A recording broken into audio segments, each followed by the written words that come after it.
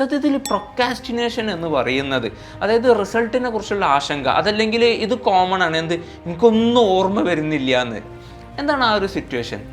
അതായത് പ്രൊക്കാസ്റ്റിനേഷൻ എന്ന് പറയുമ്പോൾ നമ്മളൊരു കാര്യം ചെയ്യണം എന്ന് വിചാരിച്ചിട്ട് അത് നമ്മൾ ഒന്നും കൂടെ ലെങ്തി ആയിട്ട് നാളെ ചെയ്യാം എന്നുള്ള രീതിയിൽ കൊണ്ടുപോകുന്ന ഒരു പ്രോസസ്സാണ്. പലപ്പോഴും കുട്ടികൾക്ക് ഉണ്ടാകുന്നത് എന്താണെന്ന് വെച്ച് കഴിഞ്ഞാൽ, ഇങ്ങനത്തെ ഒരു കോഴ്സ് പഠിക്കുന്ന സമയത്ത് ചിലർ നല്ല സീരിയസ് ആയിട്ട് തന്നെ അതിനെ കാണുന്നുണ്ടാവും. നല്ല സ്റ്റഡിയും കാര്യങ്ങളും ലോങ് ഹവേഴ്സായിട്ട് അവർ പഠിക്കേണ്ട കാര്യങ്ങളൊക്കെ ചെയ്യുന്നുണ്ടാവും.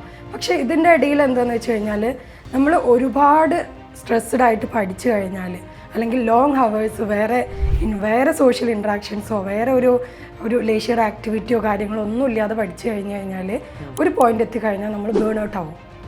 അങ്ങനെ ഒരു സിറ്റുവേഷൻ വരാം. അപ്പോൾ നമ്മൾ ഫസ്റ്റ് മുതൽ തന്നെ കുട്ടികളെ എക്യുപ്പൈഡ് ആക്കേണ്ടത്, അല്ലെങ്കിൽ അവരെ നമ്മൾ ട്രെയിൻ ചെയ്യേണ്ടത് അവരുടെ എല്ലാ കാര്യങ്ങളും ചെയ്തുകൊണ്ട് തന്നെ, അതായത് അതിൽ പ്ലേ ആക്ടിവിറ്റീസ് വേണം, ഹോബീസ് വേണം, ബാക്കിയുള്ള ഫാമിലി ഇൻട്രാക്ഷൻസും ഒക്കെ ഒരു ലിമിറ്റഡ് ആയിട്ട്, അതും അതിൻ്റെ കൂടെ തന്നെ സ്റ്റഡിയും കൂടെ ഒരു ഷെഡ്യൂൾ ചെയ്ത് കൊണ്ടുപോകുന്ന രീതിയിലാണ് നമ്മൾ കുട്ടികളെ ട്രെയിൻ ചെയ്യേണ്ടത്.